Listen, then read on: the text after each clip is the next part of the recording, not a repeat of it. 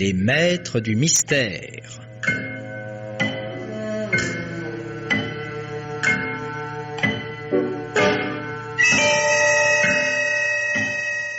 Parmi les chefs-d'œuvre de la littérature policière, Germaine Beaumont et Pierre Billard ont choisi pour vous ce soir Cadavres en vacances, un film radiophonique de Jean-Pierre Ferrière, avec Hélène Dieudonné, Germaine Kerjean, Jeanne Marquen, Henri Poirier, Geneviève Morel, Serge Rousseau, Jean Bollot, Colette Castel, Clément Béram et Claude Bertrand.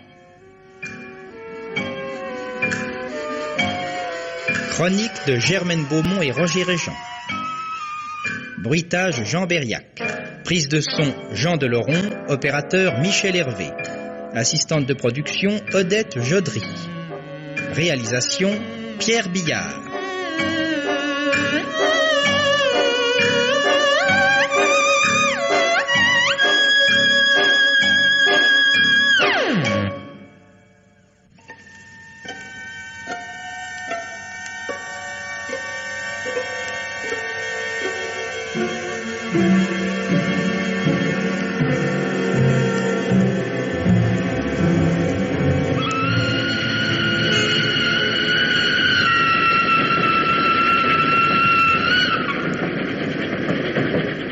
Berthe, as-tu bientôt fini d'arpenter le compartiment? Il me tarde tant d'être arrivé. Songe que c'est la première fois que nous partons en vacances depuis notre voyage à Lourdes, en 49. Eh bien, ça n'est pas une raison pour te conduire comme une gamine. Dire que nous allons bientôt voir la mer, c'est merveilleux. Je me demande ce qui a poussé notre cousine Léone à nous inviter dans sa pension de famille. Peut-être se sent-elle un peu seule. Je crois plutôt qu'elle pense à l'héritage. N'oublie pas que nous sommes ses seules parentes. Ma petite Totote. Oh, elle en a assez d'être enfermée dans ce vilain panier d'osier.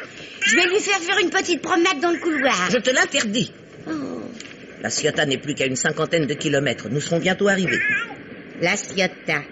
Quel joli nom. Ah, je suis certaine que c'est très différent d'Orléans. Ouf. Pour des femmes de notre âge, toutes les villes se ressemblent. Tu crois vraiment que notre petite chatte n'ennuiera pas cousine Léone? Ah, je voudrais bien voir ça. Une personne que nous avons hébergée 3 mois pendant la guerre. Je me souviens qu'elle n'avait pas très bon caractère. Elle n'a pas dû s'améliorer en vieillissant. Pourvu qu'il n'y ait pas de chien à la pension.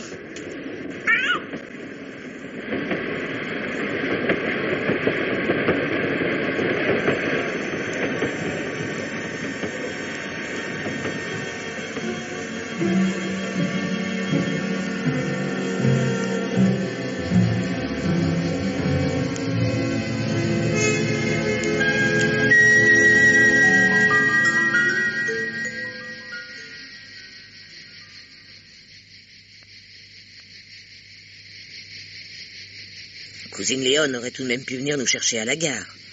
De quoi avons-nous l'air? Elle n'a peut-être pas encore reçu notre télégramme. Je vois pas pourquoi les PTT marcheraient moins bien ici que dans le Loiret. Je sais que les méridionaux ont la réputation d'être assez paresseux, mais tout de même. Ah, ça sent bon. L'odeur des pains. Écœurant. Blanche, la mer! Berthe, ne crie pas si fort. Tout le monde nous regarde. Mais Blanche, c'est la mer! Et puis après, c'est jamais que de l'eau. Qu'est-ce que c'est qu'on entend? Les cigales. Avec ce tapage, je suis sûr que nous ne pourrons pas fermer l'œil de toute la nuit. Totote, tu entends? Les cigales. Blanche, Totote a fait miaou. Mais qu'est-ce que tu pensais? Qu'elle allait aboyer? Non, c'est égal.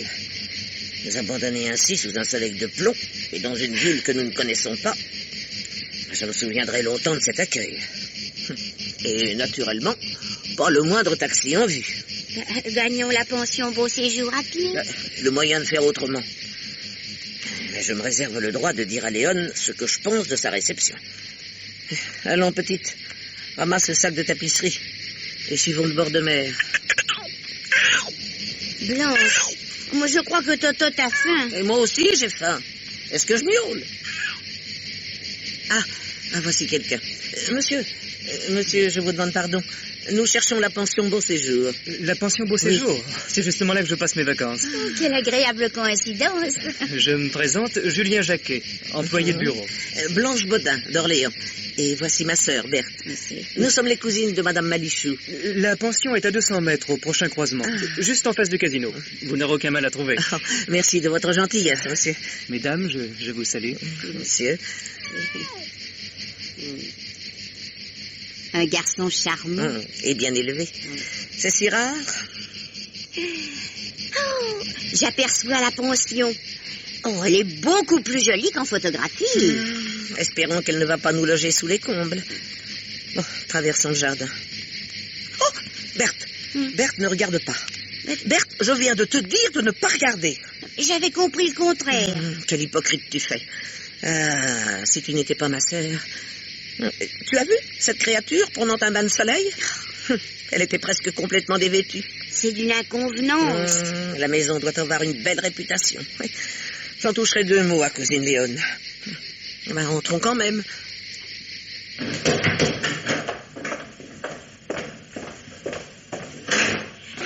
Cousine Léone, elle est en train de téléphoner. Elle n'a pas l'air de se soucier beaucoup de notre arrivée.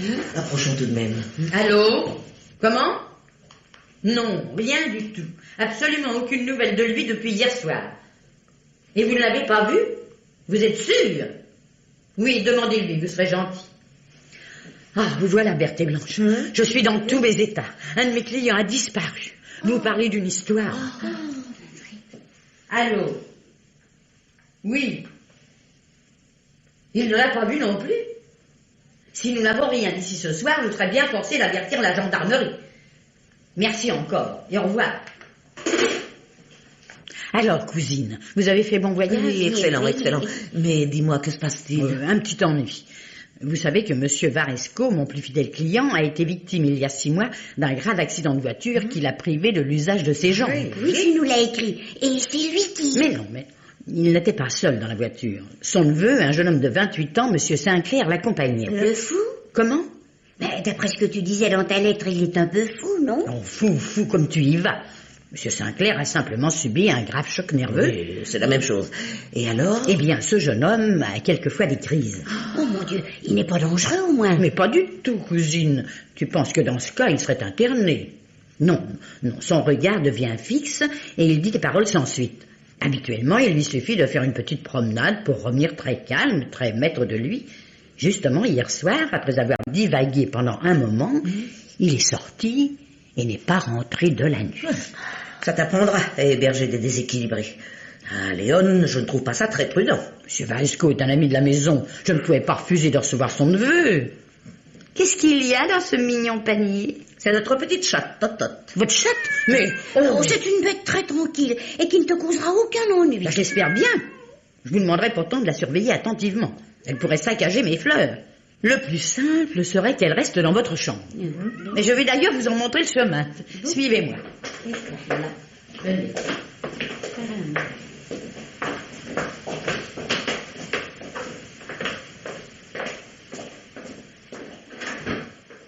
Là. Tenez, voilà. C'est ici. Ça vous plaît? Oh, c'est charmant. Ouvrez la mer. Oui. Votre voisin immédiat est un garçon très calme, un employé de bureau. Un jeune homme assez petit, un peu voûté? C'est cela même, Monsieur Julien Jacquet. Nous l'avons croisé en venant ici. Oui. Il a l'air très convenable. Ce n'est pas comme cette jeune personne que nous avons aperçue dans le jardin. Mademoiselle Stella Fourreau? Oui, je ne peux pas dire qu'elle soit d'une grande distinction. Mais enfin, c'est pas une raison pour lui refuser une chambre. Et je ne vous parle pas de Monsieur Gaillard, un peintre belge, un artiste, c'est tout dire. Sa chambre est pleine de taches de peinture. Et il fume au lit. Mais tout ceci ne vous intéresse pas. Je vais vous laisser vous reposer et faire un brin de toilette. À tout à l'heure. À tout à l'heure.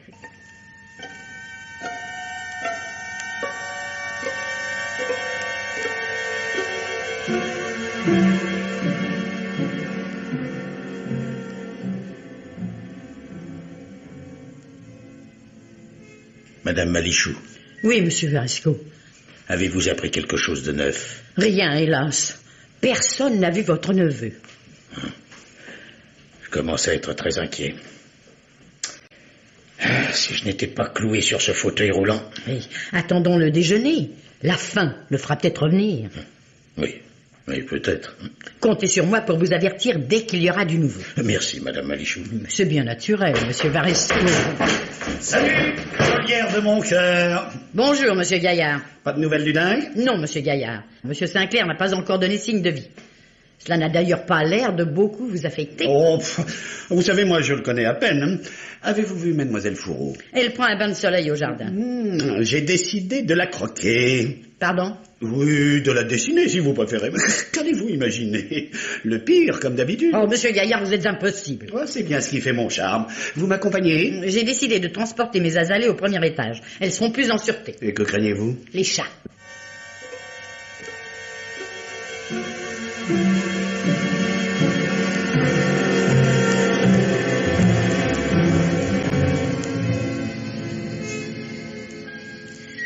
Alors, Madame Malichou, toujours passionnée de jardinage? Comme vous voyez, mademoiselle Fourreau. Il n'y avait pas de courrier pour moi? Non, mademoiselle. Puis-je me permettre de vous conseiller de passer quelque chose d'un peu plus habillé pour le déjeuner? Oh, soyez tranquille, je n'ai pas l'intention de provoquer votre clientèle. Merci pour elle. À plus tard. À plus tard. Non, mais vous l'avez entendu, Bernard? Quel vieux chameau. Jalouse de votre beauté, à n'en pas douter. Puis-je en profiter? De quoi? Mais de votre beauté, innocents enfants. C'est-à-dire la coucher... Non, mais dites donc. Oh bon, non, ne rougissez pas, la coucher sur le papier. Si ça vous amuse. Je ne vous dérange pas? Mais absolument pas, Julien. Monsieur Gaillard est en train de faire un nouveau chef-d'œuvre. Installez-vous à côté de moi. Ça ne vous gêne pas, cher grand artiste? Je m'y ferai. Vous n'avez pas trop chaud, Stella? Vous ne voulez pas que je vous apporte quelque chose à boire? Merci, vous êtes un ange, mais je n'ai besoin de rien. Vous êtes allé vous baigner? Je vous ai vu passer dans le jardin, tout fier. Vous ne m'avez même pas jeté un petit coup d'œil. Oh, mais enfin, soyez sûr que je ne vous ai pas vu, sans ça, Je vous pardonne. Mais ne bougez pas tout le temps comme ça, je ne peux pas travailler. Travailler, c'est un mot qui, dans votre bouche, me fera toujours rire. Saviez-vous qu'il est arrivé ce matin 2 ravissants modèles pour vous, monsieur Gaillard? Non. Belle gosse? Très. Ah, jeune? Très jeune. Enfin, d'un âge proche de l'enfance. Oh, alors ça ne me tente pas. Je n'en suis pas encore à courir après les gamines. Celles-là doivent avoir dans les 60-65 ans. Ah, encore des monstres. Mais pourquoi parliez-vous d'enfance? Parce qu'elles sont très certainement en train d'y retomber. Ah, Dieu que c'est amusant.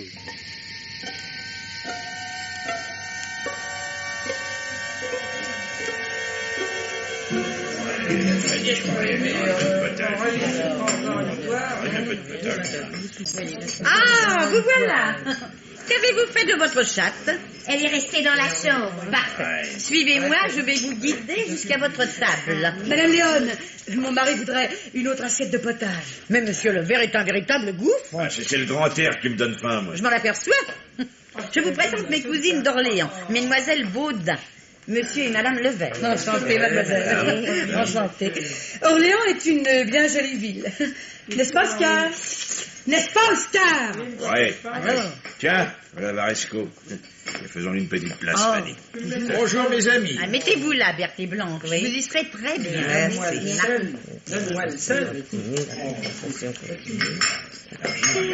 As-tu remarqué, Berthe? Mademoiselle Fourreau, Monsieur Jacquet et le peintre se sont installés sans saluer les autres pensionnaires. Et Monsieur Gaillard est en train de faire une imitation de Monsieur Levert, en train d'avaler gloutonnement son potage. En somme, il y a 2 clans, les jeunes et les moins jeunes. 2 clans qui ne semblent pas s'aimer énormément.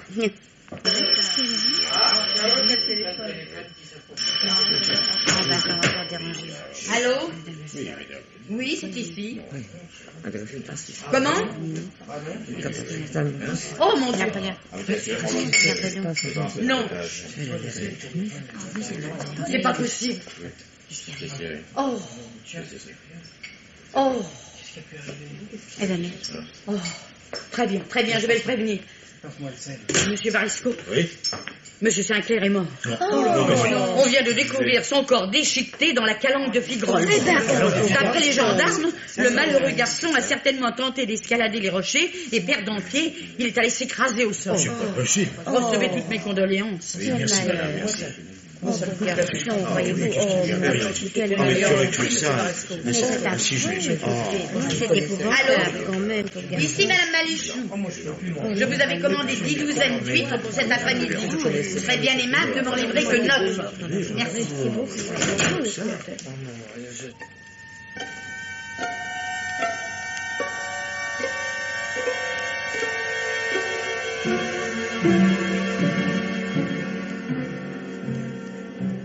Et tu te trompes. Ou tu mens. Blanche, je te jure que c'est la vérité. J'ai traversé le jardin et je les ai vus. Tu n'avais pas tes lunettes. Je te demande bien pardon, je les avais. Je les ai vus rire. Rire? Parfaitement. Monsieur Varesco riait et monsieur et madame Levert partageaient sa gaieté. Oh, j'étais si stupéfaite, si choquée, j'ai failli laisser échapper Totote. Comment monsieur Varesco pourrait-il rire aux éclats quelques heures après avoir appris la mort tragique de son neveu? C'est la question qui m'a tourmentée toute la journée. Oui. La nuit tombe. Retournons à la pension et tentons d'éclaircir ce mystère. Si mystère il y a. C'est curieux comme tu ne veux jamais me faire confiance. Ah, tu ne vas pas te mettre à pleurnicher. Écoute. Berthe, regarde cet attroupement devant la pension. Mais il y a aussi une ambulance. Une ambulance? Oui, dépêchons-nous.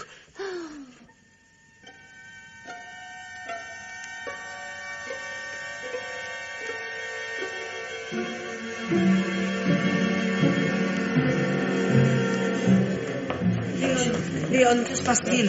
Oh, mes bonnes, quelle chose affreuse. Mon plus fidèle client. Monsieur Varesco? Oui, c'est épouvantable. Mais explique-toi. Chaque soir, après le dîner, Monsieur Varesco restait quelques minutes dans le jardin. Oui. Puis, il avait l'habitude de faire un petit tour sur l'acheté pour regarder la mer avant de se coucher. Alors, je suppose qu'il n'a pas vu venir le poids lourd au moment où il traversait la route. Ou qu'une roue de son fauteuil roulant s'est subitement coincée. Bref, il a été écrasé. Il s'est peut-être suicidé. Suicidé? Et pourquoi dites-vous cela, mademoiselle Fourreau? À cause de son neveu, peut-être. Oui, il devait beaucoup tenir à lui dans le fond, alors il n'a pas pu lui survivre. Oui, je suis de votre avis, Bernard. Il s'agit certainement d'un suicide. Eh bien, moi, je ne suis pas convaincu. Pour dire que j'ai refusé des clients qui sont allés chez les concurrents. Et que maintenant, j'ai 2 chambres sur les bras. Ah, j'ai vraiment pas de chance. Monsieur Varesco non plus. Bonsoir, cousine.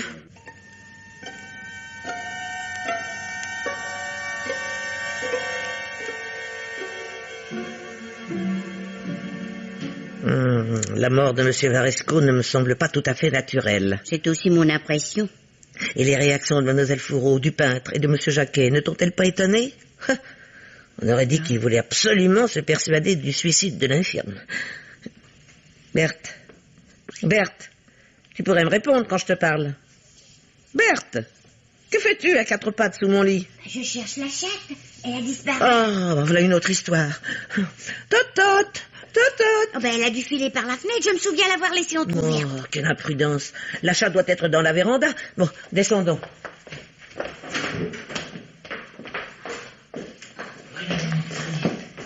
Ah, tant pis. Passons lumière. Attention de ne pas tomber dans l'escalier, peut-être. Donne-moi la main. J'ai peur. Oh, ne fais pas la sotte, je suis là. Totote. Oh, elle n'est pas ici, elle aurait déjà répondu. Non, ben, viens par là. La porte de la véranda est ouverte. Je suis certaine que Totote est en train de gambader dans le jardin.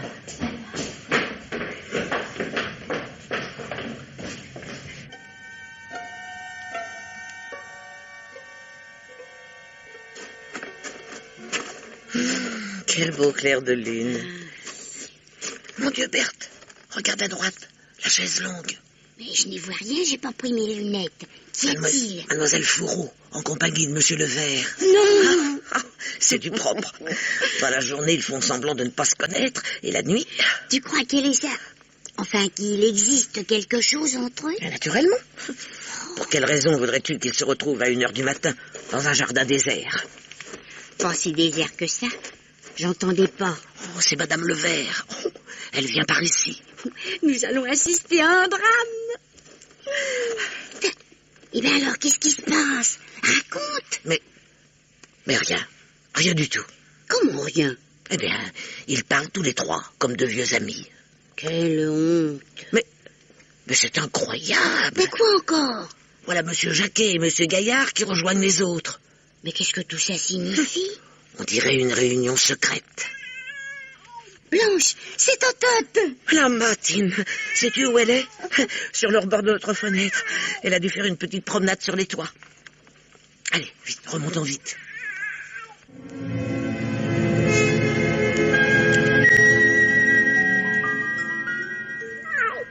Sale chatte.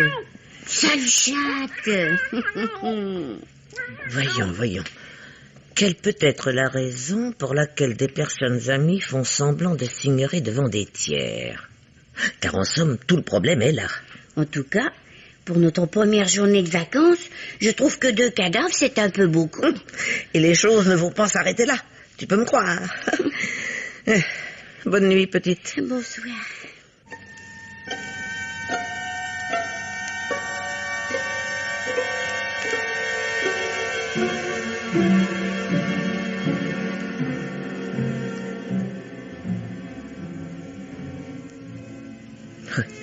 Léon aurait tout de même pu nous mettre en garde contre les moustiques.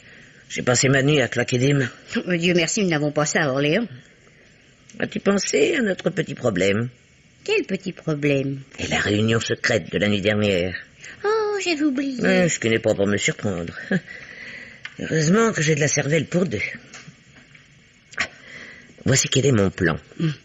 Connaître la date exacte de l'arrivée de chacun des pensionnaires. Et pour cela, une seule ressource. Consulter le registre de Léon. Mais nous ne pourrons jamais nous en emparer. Et cousine ne nous permettra certainement pas d'y jeter un coup d'œil. Mais il faut l'éloigner de la véranda sous un prétexte quelconque. Voici ce que nous allons faire.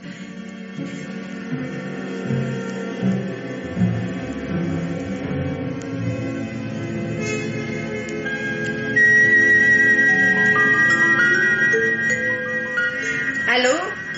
Mais non, mademoiselle, ne coupez pas, je n'ai pas terminé. Monsieur Perrault? Oui, je disais donc, 8 côtes de porc pour ce soir. Oui. Merci. Bonjour, Berthe. Bien dormi? Eh bien, c'est-à-dire, nous avons eu quelques moustiques. Vraiment? Tu m'étonnes. Enfin, je dirais à la servante de vaporiser votre chambre. Tu avais besoin de quelque chose? Tu n'as pas vu Totote? Votre sale bête? Elle n'est pas dans la chambre? Blanche a laissé la porte ouverte. Oh. Je pense que Totote est allée faire un tour dans le jardin. Et moi qui n'ai pas rentré toutes mes azalées. Allons-y vite. Eh bien, nous cherchons.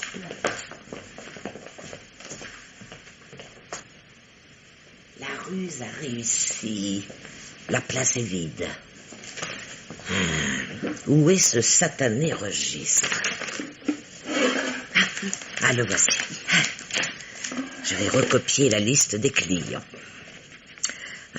Noël Varesco, venant de Tourcoing, arrivé le 29 juin. Même chose pour son neveu, Monsieur Sinclair. Monsieur et Madame Levert, venant de Châteaudun, arrivé le 7 juillet. Stella Fourreau, Saumur, arrivé le 12 juillet. Bernard Gaillard, Bruxelles, 14 juillet. Et Julien Jacquet, Angers, arrivé le 15 juillet. Ouf, voilà qui est fait. Bon, remettons le registre dans le tiroir. Berthe, tu peux remonter. Totote est revenu. Oh, cousine est furieuse. Mais aucune importance. As-tu réussi? Naturellement. Tiens, lis. Je ne vois rien d'intéressant dans tout ceci. Les locataires viennent tous d'une ville différente et sont arrivés les uns après les autres. Mais tu ne comprends donc pas que c'est justement cela qui est suspect. Ah.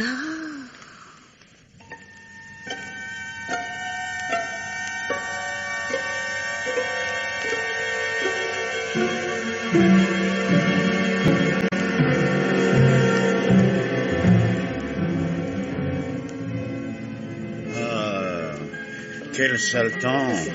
Nous sommes coincés à la pension pour toute la soirée. Oh, il ne s'agit peut-être que d'une averse, un orage d'été. Je ne le pense pas. Ce que j'aime en vous, Madame Léon, c'est votre optimisme. Que peut-on faire? Un peu de twist. Ah non, Bernard, vous dansez trop mal. Oh, tu te Une partie de bridge? J'ai horreur des cartes. Oh, j'ai une excellente idée. Dites toujours. Ah, mais j'ai besoin du concours de tous les pensionnaires. Ils sont certainement ravis de se joindre à nous. N'est-ce pas, Madame Levert? N'est-ce pas, mes cousines? Tout dépend de l'idée de Monsieur Gaillard. Jouons à l'assassin. Comment Il me semble qu'étant donné les circonstances... Quelles circonstances? Bernard a raison, quelles circonstances? Je ne sais pas, il me semblait que... Eh bien, vous aviez tort. Mademoiselle Baudin, êtes-vous d'accord pour jouer avec nous? Oui, mais avec grand plaisir. Moi aussi, mais à condition de connaître les règles du jeu. Eh bien voilà, on distribue des cartes à tous les joueurs. L'as de pique, c'est l'assassin. Celui qui en hérite ne se fait naturellement pas connaître, mais par contre, celui qui obtient le roi de cœur, représentant le détective, dévoile sa personnalité et quitte la pièce après avoir éteint l'électricité. Et alors? On attend que l'assassin opère. Il choisit sa victime et lui saute dessus. L'assassiné pousse un cri, le meurtrier reprend sa place et le détective entre et donne de la lumière. Il n'a plus qu'à mener son enquête en questionnant tout le monde, y compris la victime. Je donne les cartes. Attends, il faut... Non, Voilà. faut les battre. Ça n'a pas d'importance. Voilà. Voici pour vous, Mademoiselle Berthe. Et moi. Pour vous, Julien. Merci. Monsieur Lefebvre, vous refusez de jouer? Oh non, il accepte pas, Oscar. Oh, c'est bien pour te faire plaisir. tu sais. Roi de cœur, c'est moi le détective. Alors sortez, mademoiselle Blanche, et éteignez. Je ne suis pas très tranquille. Ouh, quelqu'un m'a frôlé. Ouf, ça n'était pas pour moi. Eh ben, j'aimerais pas qu'on m'assassine. Non, même pour rire. Qu'est-ce qu'il y a? Lumière. Qui a été tué? Moi. Eh bien, monsieur Jacquet, qu'avez-vous ressenti? Votre agresseur était-il un homme ou une femme? Je l'ignore, tout ce que je peux dire, c'est que quelque chose de pointu m'a piqué la gorge. C'est Madame Levert, l'assassin. Mais non, ce n'est pas comme ça qu'il faut faire. Vous devez interroger tout le monde, demander si l'on n'a rien remarqué, si on a bougé. Mais pourquoi? J'en sais suffisamment pour conclure mon enquête. Madame Levert n'a-t-elle pas à la main droite une bague marocaine dont le chaton est hérissé d'une pierre noire et pointue? Oh, c'est exact. Alors, je vous accuse du meurtre de ce malheureux garçon. C'est bien vous, n'est-ce pas? Oui, en effet. Blanche, tu es merveilleuse. Simplement lucide, petite. Second tour. Ah non, Prenez tous une carte. Faut pas tricher. Diane, qui est le détective? Moi. Eh bien, chère Madame Léon, j'espère que vous serez aussi brillante que votre cousine, si vous voulez bien prendre la porte. Oui, voilà. Où es-tu, Blanche? Ici. Oh, j'ai toujours un peu peur, moi, dans le noir. Mon Dieu, j'espère que c'est pas toi l'assassin. J'étais en train de me faire la même réflexion. Rassure-toi, je n'ai eu droit qu'à un 7 de cœur et je le regrette.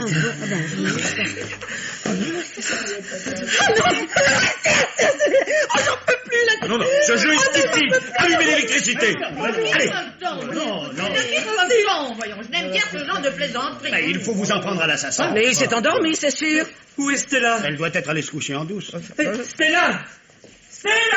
Tiens, la pluie s'est arrêtée. Ah, je pourrais peut-être aller demain matin peindre le lever du soleil sur la colline qui domine la ville. Que se passe-t-il? Allons voir.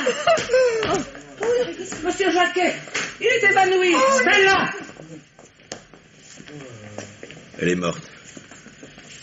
Étranglée. Blanche, elle joue la comédie, n'est-ce pas? Non, Berthe, elle est réellement morte.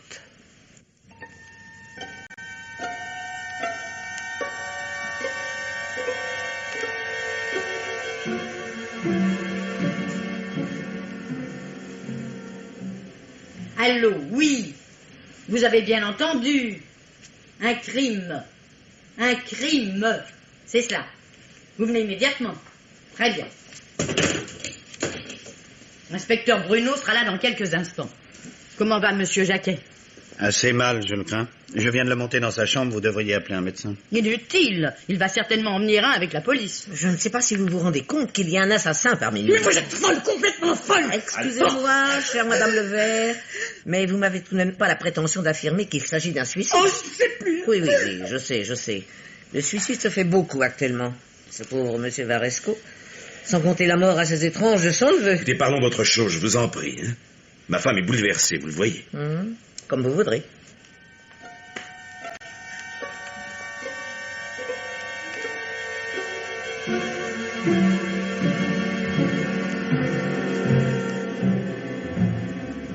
Qui de vous a découvert le corps? La personne qui a trouvé le corps est actuellement souffrante, monsieur le commissaire. Inspecteur, si vous le voulez bien. Pardon. Comment cela, souffrante? Le choc de la découverte a provoqué l'évanouissement, puis une forte poussée de fièvre chez monsieur Jacquet, un client de la pension. Quelles sont exactement les circonstances du décès? Eh bien voilà, nous avions décidé Ce n'est de... pas vous que j'interroge. Mais monsieur... Pardon. Nous avions organisé un petit jeu de société, le jeu de l'assassin. Je connais, stupide. Après une partie, la lumière revenue, nous avons entendu M. Jacquet hurler. Nous nous sommes précipités pour trouver Mademoiselle Fourreau privée de vie. J'ai sa fiche sous les yeux. Stella Fourreau, 26 ans, sans profession. 15 rue Jules Verne, à Saumur. Quelqu'un peut-il me donner des renseignements sur la vie sentimentale de la victime? Mademoiselle Fourreau avait beaucoup de charme.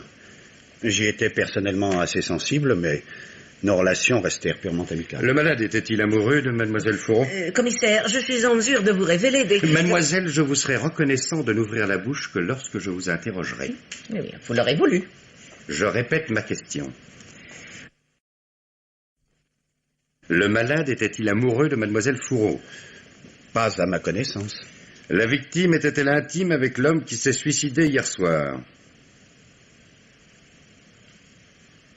Monsieur Levert. Madame Levert. Oui.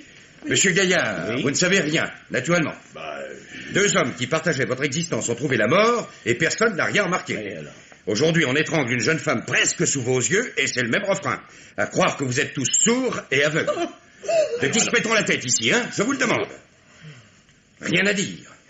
Vous voulez jouer au plus fin avec moi, mes petits amis. Parfait. Mais je vous jure que je ne vous lâcherai pas comme ça. Je vous aurai à l'usure. Monsieur l'inspecteur, j'avais très envie d'aller demain matin peindre le lever du soleil sur la colline et... Qu'est-ce que vous voulez que ça me fiche?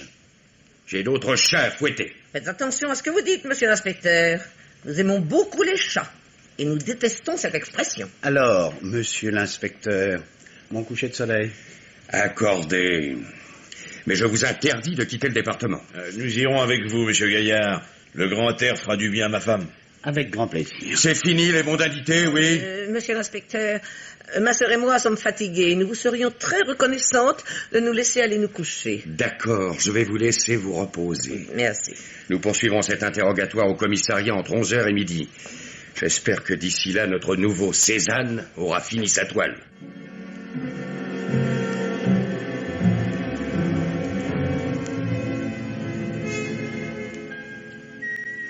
Cet inspecteur est un âne, petite. Il a refusé de nous écouter, il lui en cuira. Mais qu'allons-nous faire? Et comme d'habitude, mener l'enquête à sa place et démasquer le coupable.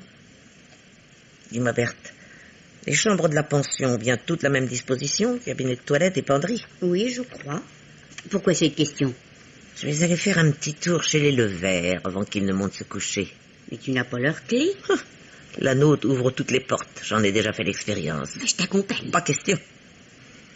J'ai une mission à te confier. Laquelle? Aller voir Monsieur Jacquet et savoir s'il est vraiment malade ou s'il joue la comédie. Rendez-vous dans notre chambre dans une 20aine de minutes. Bon.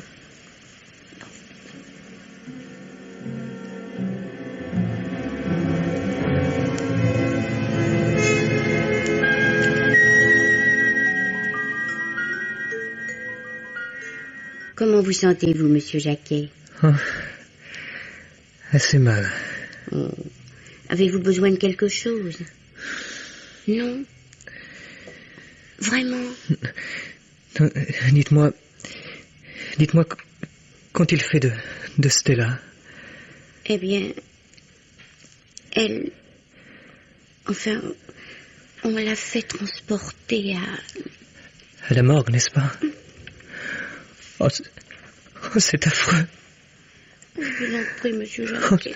Je vous en prie, calmez-vous. Oh, je n'aurais jamais dû accepter. Oh, jamais.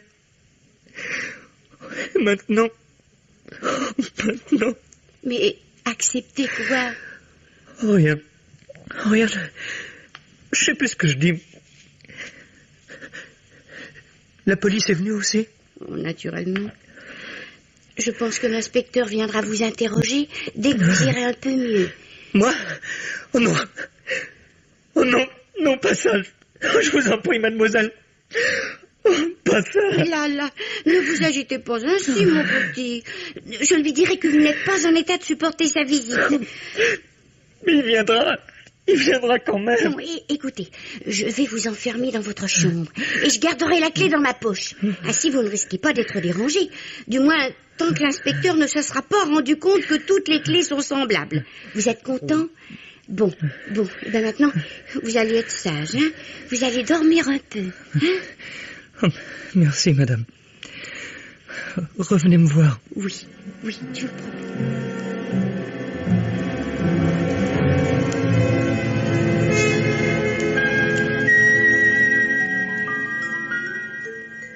On ne peut pas dire que la penderie des Levers soit très confortable.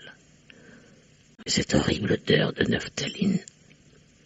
Enfin, il faut savoir souffrir pour traquer la vérité. Ah, et voilà enfin.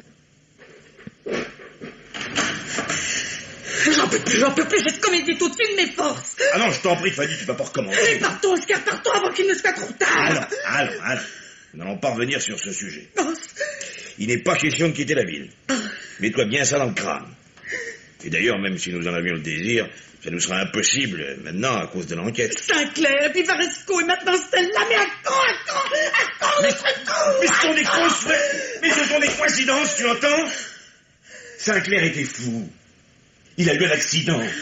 Et Varesco s'est suicidé de désespoir. Là. Quant à Stella... Eh ben, tu vois bien, ils l'ont tué. Pour une raison qui n'a rien à voir avec notre histoire. Allons, Fanny.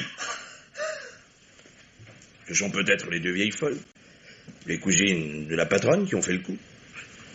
L'important maintenant, c'est de ne pas nous séparer. C'est pourquoi j'ai demandé à Bernard de nous emmener demain matin sur la colline. Qu'est-ce que c'est que ça? Oscar, j'ai peur.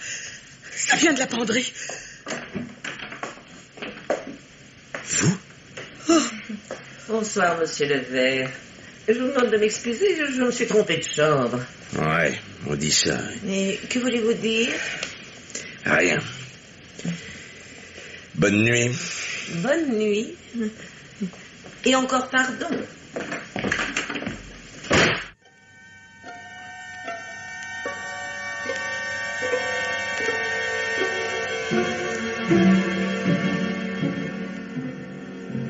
Bref, monsieur Jacquet ne t'a rien dit d'extraordinaire. Oh, pardon. Nous savons maintenant qu'un secret liait Estelle Lafoureau et ce jeune homme. Je n'aurais jamais dû accepter, a-t-il dit. Tout le problème est contenu dans cette phrase. Bon, résumons la situation. Les questions sont les suivantes. Quelle est la chose que Jacquet n'aurait pas dû accepter? Pourquoi Fanny Levert a-t-elle peur de subir le même sort que Varesco?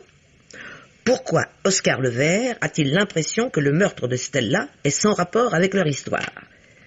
Et quelle est cette histoire? Oh, ça fait pas mal de points d'interrogation. Nous les examinerons un par un demain matin. Tu tombes de sommeil. Mais non. Non, je t'assure, je suis très bien. Oui. Bonne nuit, petite. Bonsoir.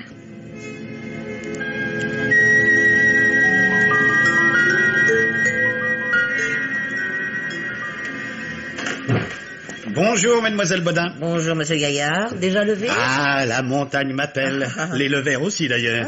Ils sont descendus depuis un bon quart d'heure. Voulez-vous nous accompagner? Il reste encore 2 excellentes places dans ma voiture.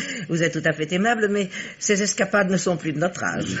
Amusez-vous bien et ramenez-nous un joli tableau. Ah, là, je ne vous promets rien, car je dois attendre l'inspiration. Attendre l'inspiration. Encore une belle excuse pour ne rien faire. Descendons prendre notre petit déjeuner, Berthe. Oui, tu as raison.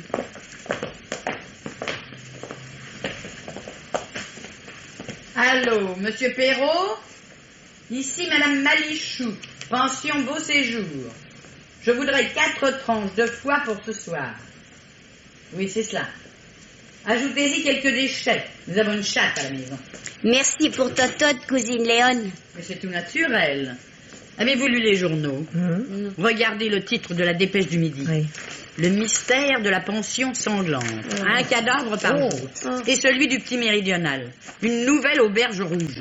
Je suis folle de rage. À croire que les journalistes veulent ma ruine. Je crois que tu as tort de t'inquiéter. De nos jours, les gens adorent ce genre d'histoire.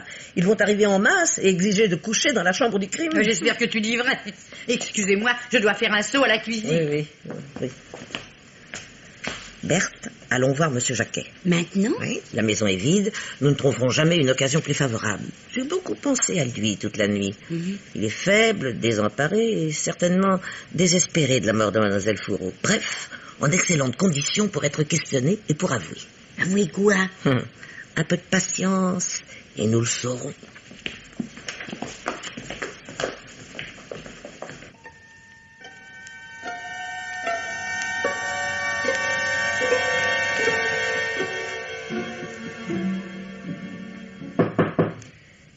Entrez. Comment vous portez-vous aujourd'hui, monsieur Jacquet? Un peu mieux, mais ce n'est guère brillant. Vous êtes tout de même en mesure de parler. De parler? Oui. Je n'irai pas par 4 chemins, mon jeune ami. Ma sœur et moi avons découvert que quelque chose vous unissait aux autres locataires de la pension. Et nous avons assisté à l'une de vos réunions nocturnes sans en parler à la police. Vous pouvez donc nous faire confiance.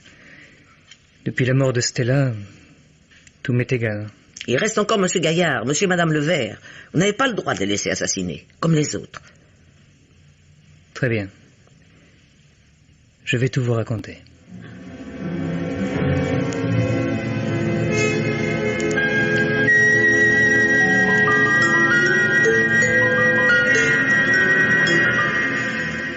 Tiens, monsieur l'inspecteur. Mesdemoiselles Bodin, j'ai des excuses à vous faire. Réellement? Hier, je vous rangeais au nombre des suspects, mais aujourd'hui, c'est très différent. Je n'ignore plus rien des innombrables services que vous avez rendus à la police orléanaise. Oh, taisez-vous, inspecteur. Vous allez nous faire rougir. Nous n'avons fait que notre devoir, en prêtant la main à certains de vos confrères. J'admire votre modestie. Bien des femmes n'auraient pas eu votre courage. Oh, monsieur l'inspecteur. Je vous demande donc de me pardonner et aussi de m'aider à résoudre le mystère de la pension Beau Séjour. Mystère résolu, inspecteur. Comment? Déjà? Ah, vous êtes grande. Oui, on le dit. Puis-je savoir? Ben, naturellement. Prenez un siège. Imaginez-vous qu'il y a 5 ans, Julien Jacquet était employé aux écritures dans une banque parisienne où travaillait également monsieur Sinclair, service des comptes étrangers, Celle Lafourreau, service des chèques, et Oscar Levert, affecté à la surveillance des coffres mis à la disposition des clients. Une banque? Je n'aurais jamais pensé à ça. Noël Varesco, sous-directeur, et très aigri de l'être alors qu'il espérait une situation plus avantageuse, s'occupait très mollement de sa tâche. Si bien que le désordre le plus complet régnait dans l'établissement. Situé près des Halles, ce détail a de l'importance, car des sommes très importantes y étaient versées chaque jour. Quand le caissier principal mourut, Varesco le remplaça par un garçon sympathique, sur qui il ne prit pas la peine de faire une enquête sérieuse. Bernard Gaillard. Non. Gaillard, qui portait un autre nom à l'époque, ne tarda pas à tourner autour de Stella, au grand tourment de Jacquet, qui se mourait d'amour pour la jeune femme, laquelle l'ignorait complètement. Considérant qu'ils étaient mal payés et connaissant la paresse de leur chef de service, les différents employés avaient pris l'habitude d'arriver en retard et d'abuser des congés de maladie. Seul Jacquet, honnête et consciencieux, assurait un travail régulier. Le personnel de la banque ne se fréquentait guère en dehors des heures de bureau. Mais une grève de 4 jours les rapprocha. Un petit groupe se forma. Varesco, Sinclair, son neveu, Gaillard, Oscar Levert et Stella. Mécontents de leur salaire, excités par la lecture d'un quotidien relatant le pillage d'un établissement rival, ils s'amusèrent à mettre sur pied un holdup parfait. Je devine la suite. Pris à leur propre jeu et devenus amis, les 4 types et la fille décident de tenter leur chance en réalisant véritablement ce qui n'avait été un sujet de plaisanterie. Tout le monde était d'accord, mais une seule ombre au tableau. Julien Jacquet. Naturellement. Varesco et ses complices avaient besoin de sa collaboration pour déguiser les écritures. Alors, on chargea donc Stella de le séduire, ce qui n'offrait aucune difficulté, et de le persuader de se joindre à la bande. D'abord réticent, le pauvre jeune homme, grisé par les attentions dont le comblait la prêtresse, finit par accepter de participer à l'opération. Mais il faut préciser que la banque, tout en fermant ses guichets à 4 heures, permettait à ses clients de faire des versements jusqu'à 6 heures. La banque déroba ainsi plus de 100 millions d'anciens francs. 100 millions? Oui. Une paille. Oui, mais Varesco comprit qu'il serait imprudent de poursuivre le jeu davantage. Aussi, un samedi soir, alors que les coffres étaient coquettement garnis, Gaillard partit à l'étranger avec 20 millions pour ses frais de séjour. 20 millions? Oui. Son exil avait été organisé depuis longtemps par Varesco, qui le munit en outre de faux papiers d'identité. Gaillard ayant levé le pied, on découvrit le poteau rose à la bande. Tout semblait accuser le fuyard. Bien sûr. Taxé de négligence grave, Varesco fut mis à la porte, ainsi que son neveu Estelle Lafourreau. Bénéficiant d'un passé irréprochable, ni Jacquet ni Levert ne furent renvoyés. Mais ils abandonnèrent leur poste eux-mêmes l'année suivante pour cause de maladie. Tiens donc. 5 années passèrent.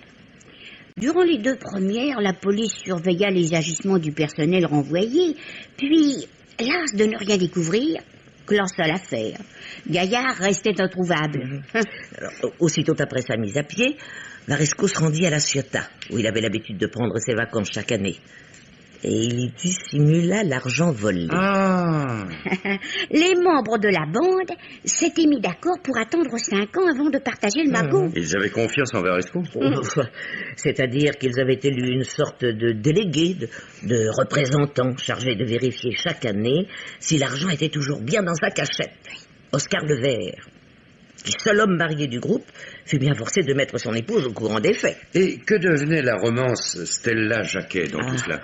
Mademoiselle Fourreau avait promis au jeune homme de devenir sa femme quand il se retrouverait pour le partage. Et il l'avait cru, le pauvre garçon. Alors, 5 ans se sont donc écoulés depuis le vol. Tous les membres de la bande vont se retrouver ici. Varesco et son neveu sont là depuis longtemps. Ils voient débarquer successivement les Levert, Gaillard, Stella et Jacquet. Tout aurait pu marcher comme sur des roulettes si Sinclair, l'esprit dérangé par l'accident de voiture qu'il avait eu avec Varesco, ne s'était mis à bavarder à tort et à travers. Il constituait un danger permanent pour ses camarades, menaçant à tout instant de raconter l'histoire du vol. On décida donc de le supprimer. Personne, naturellement, ne voulait se charger de la sinistre besogne. Alors, on dut tirer le meurtrier à la courte paille. Mais il avait été convenu au préalable que l'assassin désigné par le sort ne révélerait pas son identité. Bien raisonné. Personne ne connaissant l'assassin, aucun chantage n'était possible. Bien sûr. Je crois savoir ce qui s'est passé ensuite. Le meurtrier inconnu a pris goût à la chose et a tenu le raisonnement suivant. Plus le nombre des complices serait restreint, plus la part du gâteau serait grosse. Il a donc passé à l'action, supprimant Varesco, puis Stella, certain que personne n'irait conter à la police l'histoire du hold-up. Mais qui est l'assassin? Julien Jacquet, Bernard Gaillard ou les Levert? Léon! Léon! Téléphone! Je vais répondre à sa place. Allô? Oui, c'est moi. Quoi? Où ça? Mais que se passe-t-il encore? Très bien, je vais venir. Oui, d'accord. Mais vous avez l'air bouleversé, inspecteur. Qu'avez-vous appris? Bernard Gaillard a eu un accident. Oh, mon Dieu, est-ce qu'il est... Il est mort, oui. Et monsieur et madame Levert aussi? Oh, quel malheur! La voiture a perdu une roue. Une roue qui avait certainement été déboulonnée. Un attentat criminel? À n'en pas douter. Et un seul meurtrier possible, Julien Jacquet. Oh non, ça je ne le croirai jamais. Nous n'avons malheureusement plus le choix, c'est le seul survivant. Mais je l'ai enfermé à clé dans sa chambre, il n'a pas pu en sortir. Je sais qui est l'assassin. Suivez-moi avant qu'il ne soit trop tard. Mon Dieu.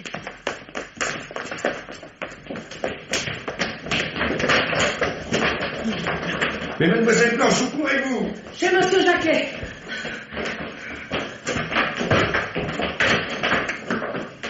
Blanche, que viens-tu faire ici? Ne buvez pas, monsieur Jacquet. Blanche, rends-moi cette tasse de tilleul. Jamais.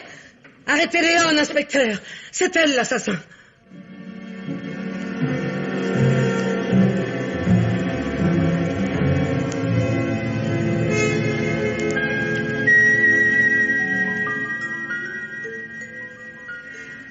Il y a 5 ans, Varesco m'a demandé la permission de déposer à la cave une malle métallique, contenant, paraît-il, des papiers de famille. J'ai accepté. Puis, j'ai été très intrigué par le comportement d'Oscar Levert, qui s'intéressait lui aussi à cette maudite malle. Cette année, au printemps, alors qu'on opérait Varesco après son accident de voiture, j'ai dû m'occuper de son neveu. Qui a bien sûr laissé échapper quelques paroles révélatrices. En l'écoutant divaguer, j'en suis venu à soupçonner ce que contenait la malle. Enfin, la lecture de quelques vieux journaux m'a donné la clé du mystère et j'ai résolu de faire chanter les 2 hommes. 130 millions à portée de la main. Vous vous rendez compte? Fini la pension miteuse et les tracasseries des clients. Je ne savais pas trop comment m'approprier l'argent quand débarqua toute la bande. Alors je décidai d'attendre mon heure. Puis Sinclair mourut. Je compris tout de suite que ce n'était pas un accident, mais un crime. Le garçon devenait trop dangereux. Par contre, je fus très étonné en surprenant Gaillard en train de pousser le fauteuil d'infirme de Varesco sous les roues d'un camion. C'était donc Gaillard, l'assassin désigné par le sort. Après Varesco, il étrangla Stella Fourreau. Mais je trouvais que les choses n'allaient pas assez vite. Vous étiez difficile. En apprenant que Gaillard emmenait les Levers en promenade, je décidai de me débarrasser du trio d'un seul coup en provoquant un accident de voiture. Et maintenant, vous vous apprêtiez à faire ingurgiter un bouillon d'11 heures au jeune Jacquet. Il y a tout de même une chose qui m'échappe. En empoisonnant ce garçon, vous vous accusiez irrémédiablement. Comment pensiez-vous vous en tirer? J'avais également versé une dose de poison dans ma tasse. Une dose moins forte, naturellement, qui m'aurait rendu malade en écartant de moi les soupçons. Madame Malichou, je vous arrête.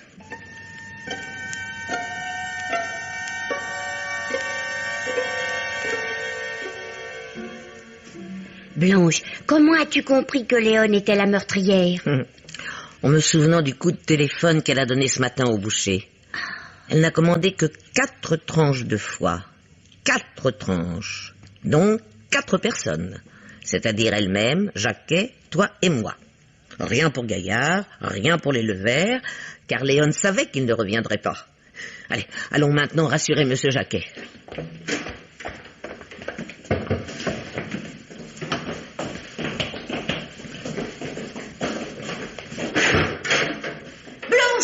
La chambre est vide. La cave aussi, j'en suis sûr. La cave, que veux-tu dire? Tout simplement que notre jeune ami s'est enfui avec le magot sous notre nez.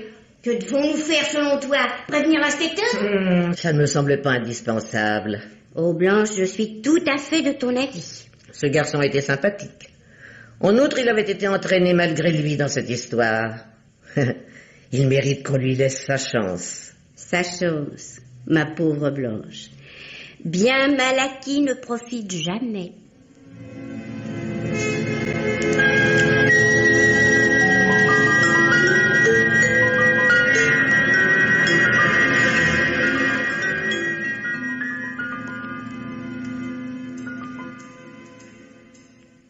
Et maintenant, Germaine Beaumont vous parle du dernier livre qu'elle a lu pour vous.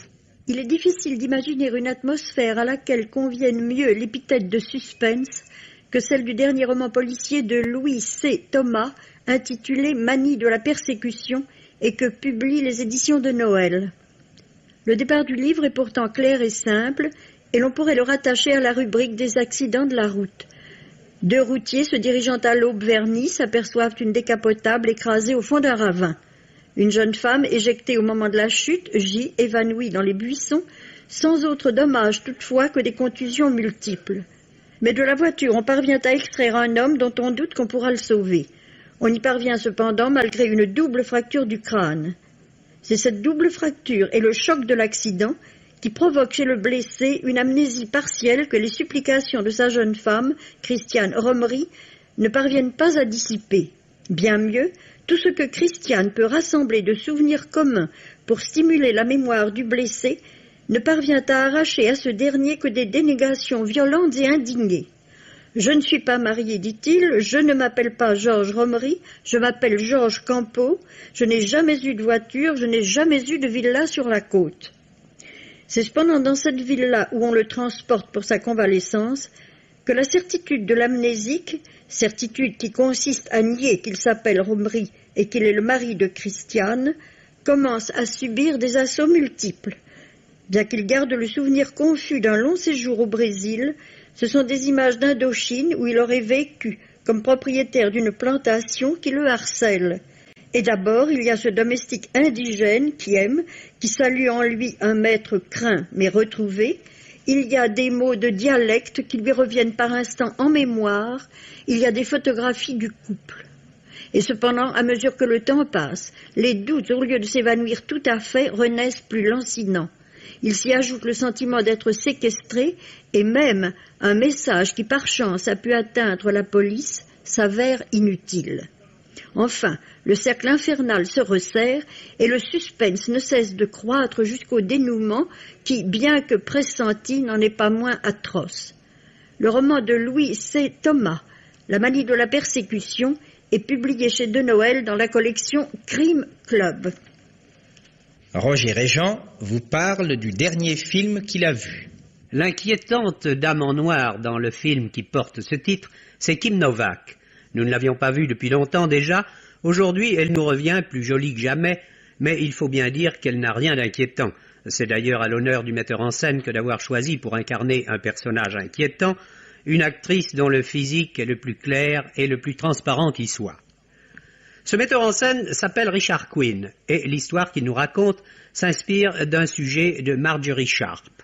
C'est l'histoire d'un diplomate américain employé à l'ambassade de Londres et qui devient amoureux d'une certaine madame Carly Hardwick, chez qui il a loué une chambre pour le temps de sa mission en Angleterre.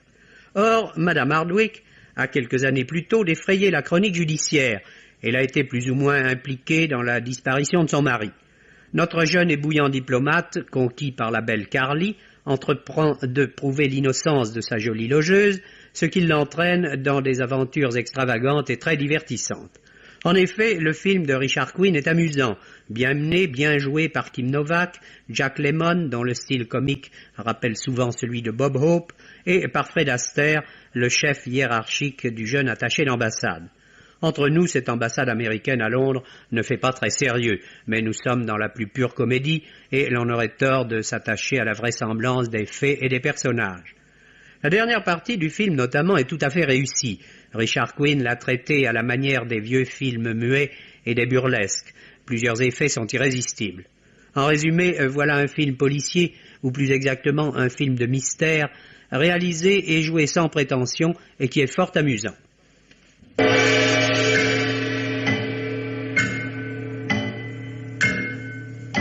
Les maîtres du mystère.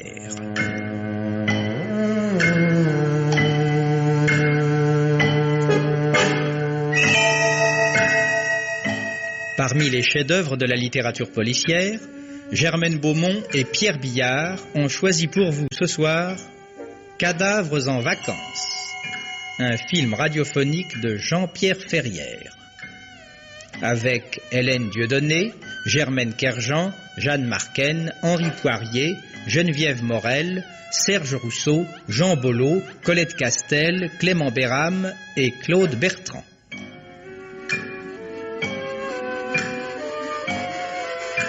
Chronique de Germaine Beaumont et Roger Régent. Bruitage Jean Berriac.